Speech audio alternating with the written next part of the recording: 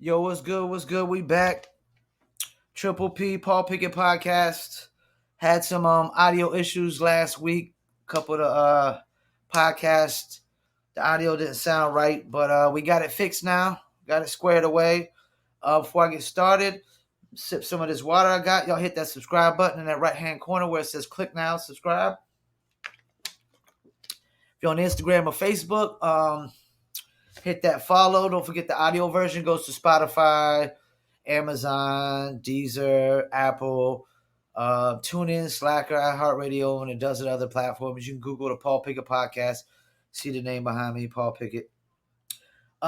Basically, all I got to really talk about is NBA playoffs. The Nets lost to the Bucks in 7. Atlanta beat Philly in 7. The Suns swept the Nuggets, and the Clippers beat the Jazz. Before I go any further, I'm going to talk about some of the teams that lost. Utah, they got to make a move. Utah, they only got one legit superstar. And Rudy Gobert is not the kind of legit all-star you want behind you because he can't score whenever he wants to. He's just a defensive and rebounding guy. They need another legit offensive all-star scorer. And they got a lot of pieces they probably could trade. But they got to make some moves. They definitely got to make some moves. The Denver Nuggets, I think that Denver's okay. Denver's just got to – I think Jamal Murray's healthy. The Suns don't sweep Denver Nuggets. You know, they definitely don't sweep the Denver Nuggets. They might not even win the series. You got Jamal Murray comes back, your second option behind Joker. Michael Porter Jr. is definitely going to be a good third option. I know people said that they shouldn't have got rid of I can't think of his name right now. He plays for the Pistons. But they got rid of player. Well, he didn't get rid of him. He just signed with the Pistons for more money. And he bought out this year, but I don't think he's going to do the same thing next year. I really don't. I don't think he's going to be doing the same thing next year. I think Denver Nuggets are good to go. I think Porter Jr. will be a year older, more experienced, a better scorer next year, maybe better defender. Jamal Murray come out. They got a good three to deal with. Joker, Porter Jr., and Jamal Murray. Now, the Sixers. No, actually, let's get to them last. The Nets, I don't think the Nets got anything to do. They don't got to make no moves. If the Nets are fully healthy, they don't lose the series. They win the series. They almost won the series had Kevin Durant not stepped on the line. So, yeah. If even like James Harden or Kyrie, any one of those two was fully healthy during the series, the Nets would have advanced. But they didn't because of health issues. So I don't really think they might could use a better big man, but that's about it. Like, what are we really talking about here? A better big man, that's it. I mean, they got James Harden and Kyrie Irving, when healthy, will be the best backcourt in the NBA. And then you got Kevin Durant, the most prolific and efficient scorer ever. Yeah, they're good to go. They're totally good to go. So maybe just a better big man, and that's it. The Sixers. Oh, man, let me sit on this. I might have to sit more. My mouth might get super dry having to talk on this one. Sixers need to make a lot of moves. This is the big problem with the Sixers. Ben Simmons makes $140 million. 4 years, I think it is. Tobias Harris, 4 more years. I think it's $180 million. Neither one of them was your second and third best player. Well, one of them might have been. I'm going to say neither one was your second and third best player in this series. The second best player in the series was Seth Curry, who's not getting played nowhere near that. So he can stay. Simmons can go. And you might have to trade Harris with Simmons as a package deal just to get rid of Simmons. Because So who wants Simmons right now? Simmons is a liability. He literally went overnight to having the worst contract in the league. Literally overnight. I mean, this guy just shot the worst free throw percentage in a playoff game ever. Like Shaq didn't even do that bad, or Wilt. And these guys didn't even practice free throws, at all. And they weren't guards either. They were big men. Guards ain't supposed to be shooting this terrible, this bad. I'm thinking Ben Simmons is not really a point guard. He's more of a small forward or power forward, you know, posing as a point guard. Because he's not a point guard. Because point guards don't shoot. I mean, Rondo don't shoot that bad. And Rondo can't hardly shoot, Rondo couldn't shoot when he came in the league, but still he got better. Simmons got to go. Harris got to go. I'm a Tar Heel fan, but Danny Green, he could go. I know they said like the Lakers could have used him this year. Okay, there's a reason the Lakers got rid of him. He couldn't.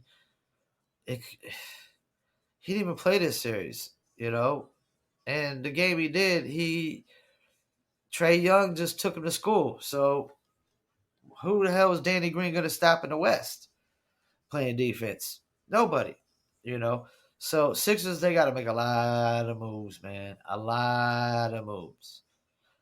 All right, on to the series now. The Hawks versus the Bucks. I've been saying the Hawks been undersold.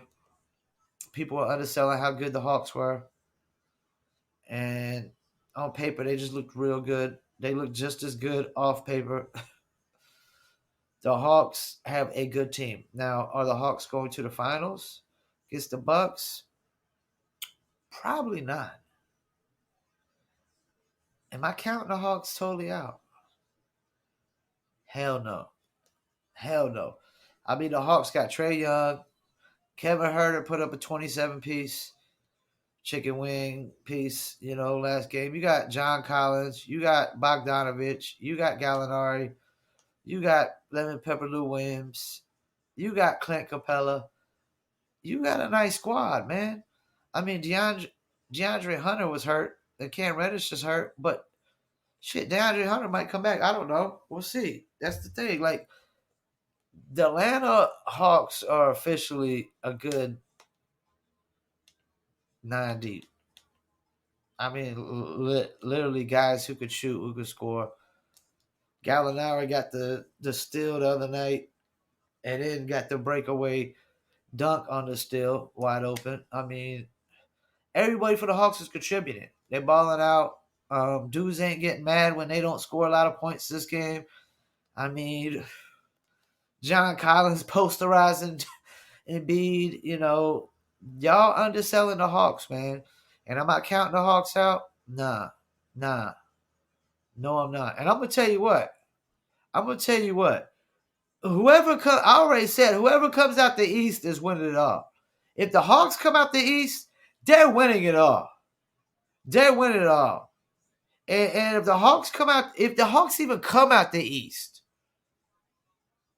like I'm already convinced. I don't want to hear no more about the Trae Young and Luka Doncic trade. Like the Hawks made a bad move and made a mistake.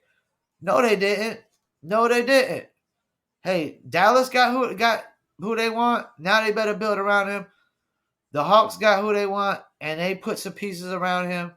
And Eastern Conference Finals, baby. The Hawks are already like the story of the season. Even if they lose the series, they're the story of the season. They definitely better not let Nate McMillan go. They're going to have trouble keeping a lot of these pieces because they got so many good players. You ain't going to be able to pay them all. So, I don't know. It's going to be tough. But that's what I'm saying. If the Hawks come out the East, they're winning this year. They'll beat whoever they play.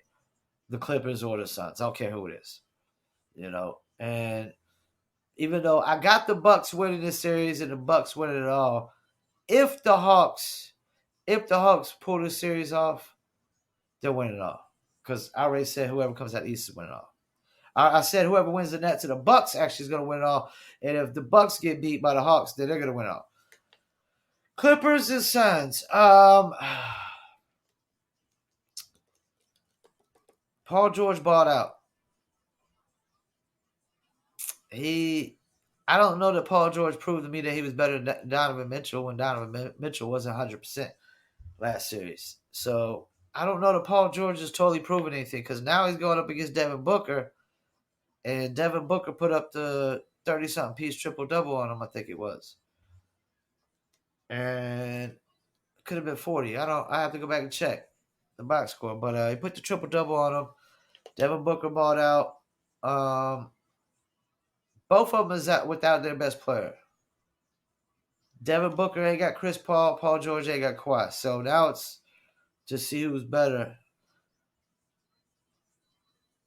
I feel like Paul George is a better player because both sides of the floor, defense and offense. I feel like Paul George is a better player. And I don't want to oversell the fact that the Suns won game one because the Clippers lost both of the first games at home against Dallas and they won that series. So I don't want to oversell that the Suns won game one. I'm not going to oversell that. So, but I don't think whoever comes out the West is going to win it regardless. And if Kawhi comes back and Chris Paul don't come back, Suns don't stand a chance.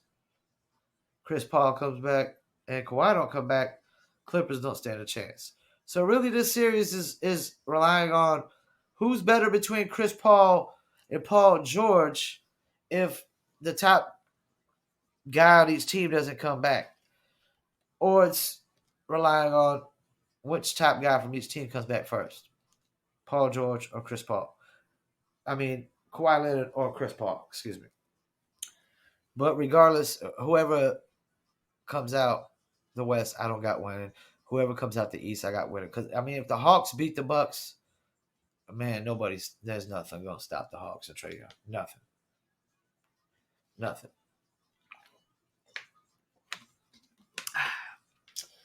So, yeah, but I got Bucks versus Clippers. Bucks win it all.